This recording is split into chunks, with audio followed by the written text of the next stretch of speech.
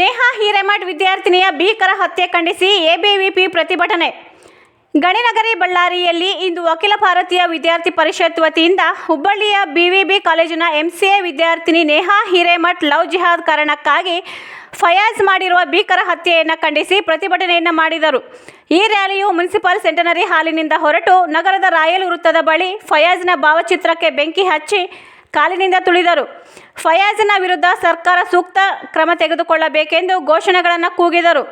ಮುಂದೆ ಸಾಗಿದ ರ್ಯಾಲಿ ಮಾನ್ಯ ಜಿಲ್ಲಾಧಿಕಾರಿಗಳ ಕಚೇರಿಯ ಮುಂದೆ ಪ್ರತಿಭಟನೆ ಮಾಡಿ ಜಿಲ್ಲಾಧಿಕಾರಿಗಳ ಮುಖಾಂತರ ಘನವೆತ್ತ ರಾಜ್ಯಪಾಲರಿಗೆ ನೇಹಾ ಹಿರೇಮಠ್ ಅವರನ್ನು ಕಾಲೇಜಿನ ಕ್ಯಾಂಪಸ್ನಲ್ಲಿ ಕೊಲೆ ಮಾಡಿದ ಫಯಾಜ್ನ ಮೇಲೆ ಸೂಕ್ತ ಕ್ರಮ ತೆಗೆದುಕೊಳ್ಳಬೇಕೆಂದು ಮನವಿ ಪತ್ರ ಸಲ್ಲಿಸಿದರು.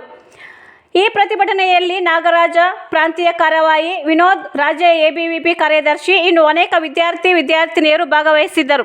ವರದಿಗಾರರು ಎಂಎಲ್ ವೆಂಕಟೇಶ್, ಪ್ರಧಾನ ಸಂಪಾದಕರು, ಮೀಡಿಯಾ ನ್ಯೂಸ್ ಚಾನೆಲ್, ಬಳ್ಳಾರಿ. ನಮ್ಮಂತ ಹೆಣ್ಮಕ್ಕಳಿಗೆ ಸುರಕ್ಷಿತವಾಗಿ ನಾವು ಕಾಲೇಜ್ ಕ್ಯಾಂಪಸ್ ಅಲ್ಲಿ ಸೇರಿದಾಗ ವಾಪಸ್ ಮನೆಗೆ ಸುರಕ್ಷತೆಯಿಂದ ಬರಬೇಕು. ಆ ಭರವಸೆ ನಮಗೆ ಬೇಕು.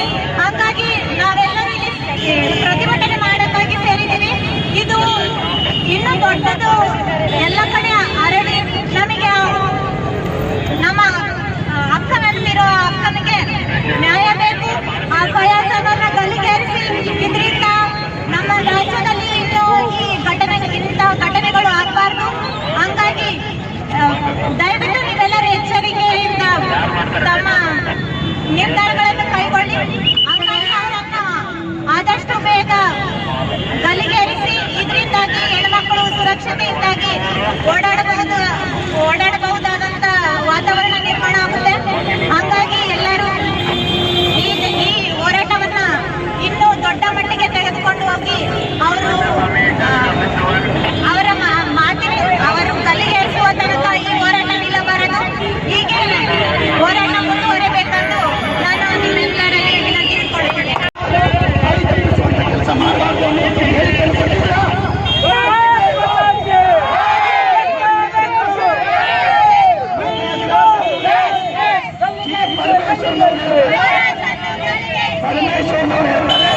ಈ ರಾಜ್ಯದಲ್ಲಿ ಈ ರೀತಿಯ ಘಟನೆಗಳು ಯಾವುದೋ ಒಂದು ಕಾರಣಕ್ಕೆ ನಡೀತಾ ಇದ್ದಾರೆ. ಮಾನ್ಯ ಗೃಹ ಸಚಿವರು ಈ ರೀತಿಯಾದಂತಹ ಹೇಳಿಕೆಯಿಂದ ಇವತ್ತು ಎಬಿವಿಪಿ ಕಾರ್ಯಕರ್ತರು ಗೃಹ ಸಚಿವರ ಮನೆಗೆ ಮುತ್ತಿಗೆಯನ್ನು ಹಾಕಿದ್ದೀವಿ.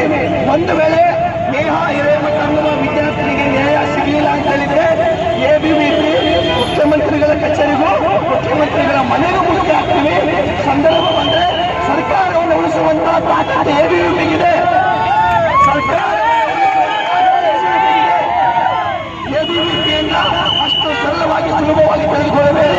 ಹಿಂದೆ ಪಶ್ಚಿಮ ಬಂಗಾಳದಲ್ಲಿ ಆದಂತಹ ಘಟನೆಗಳನ್ನ ಒಂದ್ಸಲ ಸಿದ್ದರಾಮಯ್ಯ ನೆನಪಿಸಬೇಕು.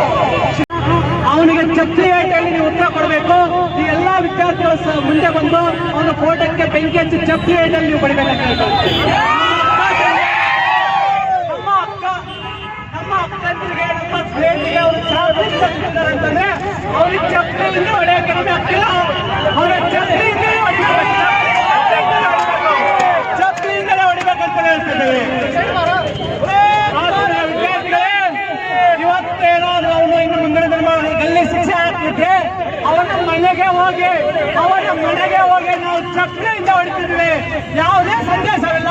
ನಮ್ಮನ್ನು ತಡೆಯಕ್ಕೆ ಯಾವ ಸರ್ಕಾರದಿಂದ ಆಗಲ್ಲ ಅಂತ ಎಚ್ಚರಿಕೆ ಕೊಡಬೇಕು. ವಿದ್ಯಾರ್ಥಿ ಪರಿಷತ್ತಿನ ಹೋರಾಟ ಮಾಡ್ತಿದ್ದೇವೆ. ಅವನು ಇವತ್ತು ಜೈಲೆಯಲ್ಲಿರ್ಬೋದು. ಇನ್ನು ಮುಂದೆ ಎಲ್ಲಿ ಶಿಕ್ಷೆ ಆಗಲಿ ಇದ್ರೆ ಅವನ ಮನೆಗೆ ಹೋಗಿ ಅವನು ಇರುವ ಜೈಲಿಯಲ್ಲಿ ಹೋಗಿ ಕೂಡ ಅವನಿಗೆ ಚಪ್ಪಲಿಯಿಂದ ಹೊಡಿತಿದೆ ಅಂತ ಹೇಳಿ ವಿದ್ಯಾರ್ಥಿ ಸಮುದಾಯ ಎಚ್ಚೆತ್ತುಕೊಳ್ಬೇಕು. ಹೊಡಿಬೋದೇನು?